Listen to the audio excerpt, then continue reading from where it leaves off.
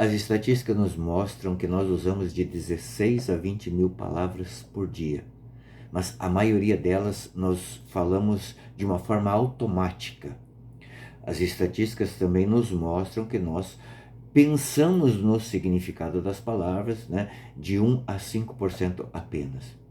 Tem uma expressão muito usada na despedida das pessoas que nós muitas vezes não pensamos no seu significado.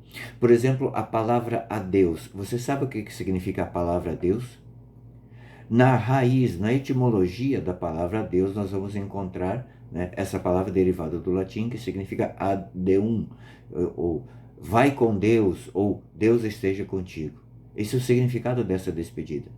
E é o que nós vemos hoje no Evangelho, Jesus se despedindo e pedindo a Deus Pai que guarde os seus discípulos, né? Jesus está aqui dando um adeus aos seus discípulos. E a palavra de hoje está no livro de São João, capítulo 17, versículos de 11 a 19. Diz assim a palavra: Vou para junto de ti, Pai Santo, guarda-os em teu nome, que me encarregaste de fazer conhecer, a fim de que eu seja um como nós. Enquanto eu estava com eles, eu os guardava em teu nome, que me incumbiste de fazer conhecido. Conservei os que me destes, e nenhum deles se perdeu, exceto o filho da perdição, para que se cumprisse a Escritura. Mas agora vou junto de ti, dirijo essa oração enquanto estou no mundo, para que eles tenham a plenitude da minha alegria. Dei-lhes a tua palavra, mas o mundo os odeia, porque eles não são do mundo, como eu também não sou desse mundo. Jesus aqui está dizendo adeus. Adeus, fiquem com Deus, né? Porque a revelação de Jesus, ela não havia se dado ainda, a revelação do Espírito Santo. Jesus falava que era filho de Deus, mas a plenitude da revelação de Jesus ainda não tinha acontecido. Que aconteceu, né, na sua paixão, morte e ressurreição. Então Jesus, enquanto homem, roga a Deus por seus discípulos, né? Ele recebeu de Deus esses discípulos e agora, enquanto homem, ele roga a Deus. Ele pede a Deus que cuide, né? Para que sejam, aqui Jesus vai falar, para que sejam um, como nós somos um. Jesus está falando aqui. Mas como é que para que sejam um como nós, a fim de que sejam um como nós. Jesus aqui está falando entre pai e filho. São um pela substância. Eles são consubstanciais. É a palavra que nós rezamos, né, no creio niceno-constantinopolitano. Que são da mesma substância, porém são pessoas distintas.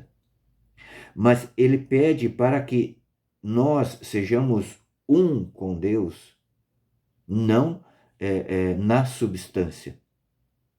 Ele quer, não na natureza, mas por isso que ele nos deu a igreja. Para que o amor, a caridade que nós exercemos dentro da igreja nos forme como cidadãos do céu. Sim, nós somos desse mundo, Jesus não era desse mundo. Nós somos desse mundo enquanto natureza, mas nós não somos desse mundo enquanto a maldade do mundo. Então Jesus aqui está pedindo para Deus Pai, para que nós, enquanto igreja, sejamos um só com Jesus, mas não consubstancialmente, mas que sejamos um na caridade. Jesus mandava seus discípulos, seus apóstolos, de 2 em 2. Porque você não consegue amar Jesus sozinho. Você tem que amar Jesus na pessoa. Veja, a cruz ela é vertical e horizontal, que significa o amor de Deus por nós, mas também o amor, né, de nós pelos irmãos. É aí que se torna o amor, a plenitude do amor. Então, por isso, Jesus aqui está dizendo, pedindo a Deus Pai que os conserve, né? E dizendo, quando eu estava com eles, guardava em teu nome, quer dizer, com o teu auxílio. Com o teu auxílio. Santo Agostinho vai dizer que o nome do Pai, no nome do Pai, o Filho guardou os discípulos.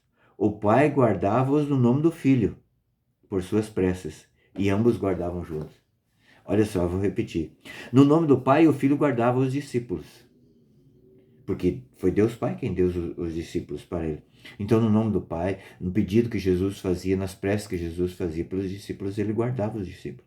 O Pai os guardava no nome do Filho pelas preces do Filho. Né? E ambos guardavam juntos. Aqui não significa que então, agora porque Jesus vai, então agora Deus vem, bate o cartão, Deus Pai fala, agora é comigo. Não, ambos juntos. Eles guardavam.